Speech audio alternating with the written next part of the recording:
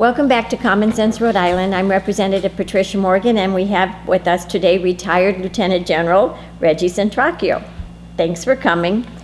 We were just talking about how people become radicalized. So we know that the Twin Towers, the men that flew those planes into the Twin Towers and caused that devastating loss of life in New York City, they were actually from the Middle East. They came over here. I can't believe that they lived here for all those years and didn't appreciate what we offered to them, but that's an aside.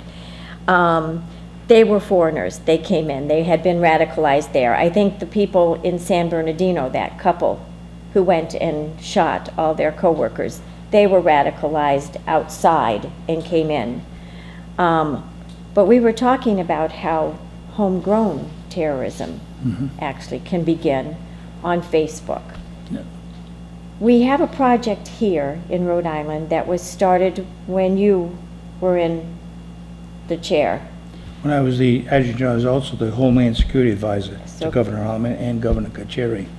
And in that capacity, one of the significant things that was accomplished across the nation, not only in Rhode Island, but we established what it was referred to and still referred to as a fusion cell, meaning that whatever information we're able to get from whatever source comes in to this particular cell. They determine whether it's in fact credible or not, whether it's actionable, whether it has a specific application to the state or a particular part of the state, and they pass that information on. But they don't just pass it on. They make sure that what they're passing on is in fact actionable and credible. Much of the information that comes through is not actionable, it's not credible, it's just day-to-day stuff that everybody knows anyway. So the fusion cell consists of members of the FBI, the state police, other agencies, the National Guard, local police, and they sit in this particular cell, so to speak. So you're fusing, because it's a fusion cell, people, all of the authorities here in the state, but also with the FBI, with the CIA? Correct. Well, the CIA... They interact with the FBI, I imagine. Right. Yeah, any information from any agency comes into this fusion cell. So everybody talks to one another. If it's applicable to the Northeast, then obviously it's disseminated to those states in the Northeast. If it's really for the, a good example of that is if it has much to do with a prime target or a potential target, such as a Navy War College, such as Electric Boat. Sure. We have a lot of defense industries right, here. Across the bay, we have a tremendous amount of defense industries. You have Quonset Point Airport, which is Air National Guard. You have other significant things. You have all of our grid systems, our electrical systems, our hurricane barrier. Well, but we also have things like the tall ships where, Right. it's a big event, a lot of people come. Way back, you said something that I think is very important to repeat, and that is that when something happens like this, we don't crawl into our shells and wait for the next incident.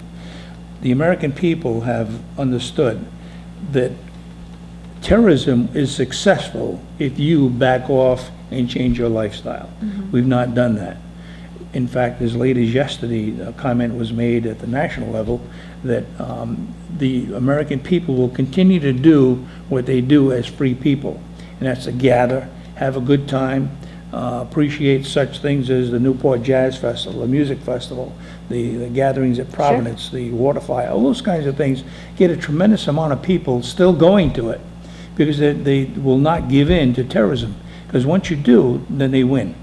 And that's a real modified statement because that's the whole deal about terrorism. I want to bring terror to you that you change your way and you become radicalized just like they are. And consequently, we've been very successful in the nation to be able to do that. And part of that has to do with, as you pointed out, what do we have in place? What do we have in place? We have to feel safe. Right. And then, so this fusion center helps. Yeah. So you're coordinating with all military and law enforcement agencies here in Rhode Island. And if you... Every other state is also. Okay. Not only Rhode Island. But So, and if there is something actionable, you yeah. go search it out. Right, and in Rhode Island, people of the state should really feel comfortable because we have the best state police anywhere in the country. We have the best local police anywhere in the country. And part of that has to do with who we are. You know, if you look at, in fact, I used to go to meetings when I was on active duty, and I'd sit between South Carolina and Texas, and every time I'd stood up, they'd pull me back down and say, I got ranches bigger than you are. But at the same time, there's a reason that we are as confident as we are in Rhode Island, because Situate, unto Situate, is as important to that police department as Providence is to Providence. Right. And so you have that kind of relationship. You have a good community relation with the police. In large cities, the police departments really don't know who their constituents are, who they're protecting. But you can go out to Forster and Situate and West Warwick and Coventry, Westerly, Woonsocket, and they basically know almost every single resident, and therefore there's a better feeling of protection in those cities. We also have a lot to do about community relations. And I think, once again, Providence has set a tremendous example of how you do that. They have an ability to bring in the different leadership of each of their segments of Providence, and they talk to them. And I think that's a big, big way to be able to eventually solve this. So, but when we have, I mean, tall ships, the jazz festivals, different things going on, the authorities are aware that people, they're aware, large numbers of people are gathering to have a good time. Extra precautions taken there because of Absolutely. that? Yeah. So people can always feel secure that no matter where they are, Yeah. whether they're out walking in the woods or they're there at a jazz festival, they're protected, that there is a shield over them. Yeah. There's a fine line, and that's debated upon all the time, between privacy and security. And there's a balance, and you have to have that balance. If you go too far either way, you lose what we refer to as freedom in this country. So it's a fine balance. But at the same time, I think we need to trust our law enforcement people that know the difference between privacy and security. There are many things that are in place that we don't see, and thank God we don't see that. But at the same time, there's enough physical presence to people that see uniforms out there, and they should feel comfortable. But at the same time, they should well know that there's a lot more backing up what you see in place that would be able to give us protection. In fact, Boston Marathon has become referred to many times as a standard A for events, meaning that how you prepare for events, large-scale events, is basically looked at how Boston did it and how they continue to do it.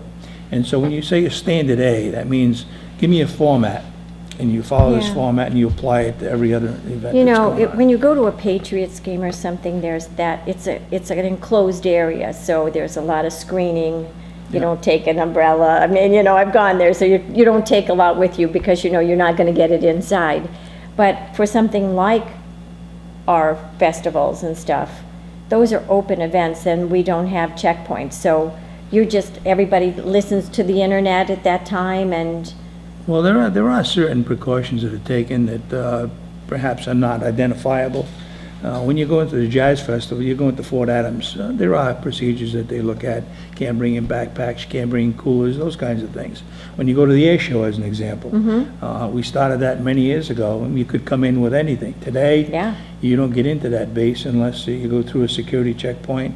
You don't have a backpack, you don't have a cooler, and you don't have something that, obviously, by common sense, would suggest that you shouldn't have that. Why do you have that? And you're precluded from bringing that in. So many so we've systems are in adopted place. some things, and I think people they've gotten used to them. Yeah. They didn't happen before the Yeah. attack in New York City, but they're happening now. Yeah. And we've just gotten used to those. Yeah, And then there's this other layer that we don't see, but we should feel comfortable that it's there. absolutely. And that much has to do with how it's prepared and the information that they're preparing for. Okay.